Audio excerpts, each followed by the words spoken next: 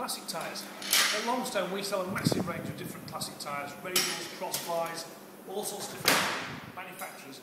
What I'm hoping to show is the huge difference in these tyres and how one tyre is appropriate for one job and a different to another. Another tyre is appropriate for another. Probably the best example for this is a size 616, which fitted XK Jags, 300 Maseratis, DB2, DB4 Aston Martins, all sorts of stuff. And as a result, there's quite a range of tyres available. Now, the majority of these cars, for instance, the XK Jag fitted this one here, the Dunlop RS5, and the DB Aston Martins fit the Avon Turbo Speed. So, an appropriate rate, and these tyres, the crossbar tyres, that Avon one's got a tread width of about 4¼ inches, and the Dunlop one's about 4 inches.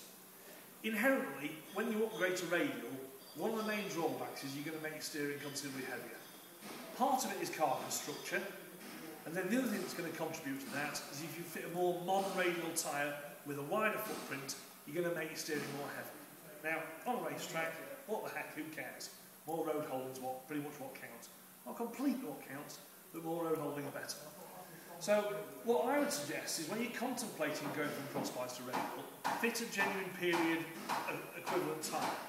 So, for instance, in this size, in the 616, as a genuine period radial alternative, we've got the Mitchell X, which is a bargain, a brilliant tyre. And as you can see, it's about the same size in diameter as these two crossbars.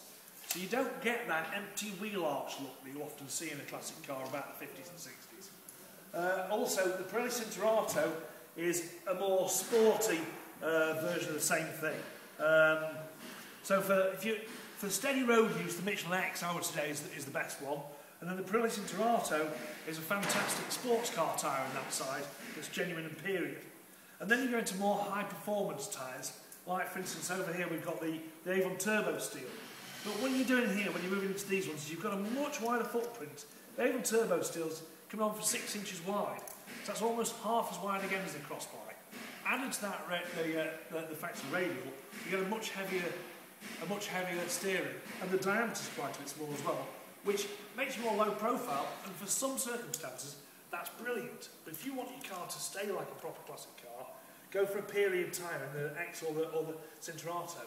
And then Michelin have also made the Pilot X over here, which is a 600 WR16, extremely high speed rated. They've made it to look like a genuine Engelbert tyre of the 50s and 60s. So again, that's another really high performance tyre in that size. But the point is there is a range of things, and that's your cross-ply, and to go for a genuine period radial will improve and enhance the handling of the car. In period, we didn't find ourselves driving at 70 miles an hour very much, and you certainly didn't do it for extended amounts of time, other than on the old rare motorway. But these days, the majority of those we drive on the dual carriageways, and we're often cruising at speeds that you weren't capable of doing for extended times of period.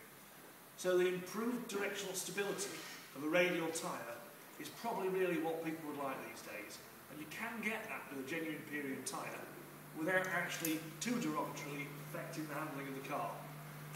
And this is 16-inch tyres, and then of course later on we moved on to 15-inch tyres, became the tyre of choice. And this is 1964 tyre developed by Pirelli, the Cinturato 205-15, and that's what Ferrari fitted to all their top-notch cars, full profile tyre.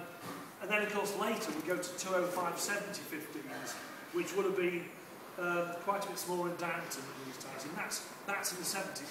70 profile tyres were invented at the very, very end of the 60s.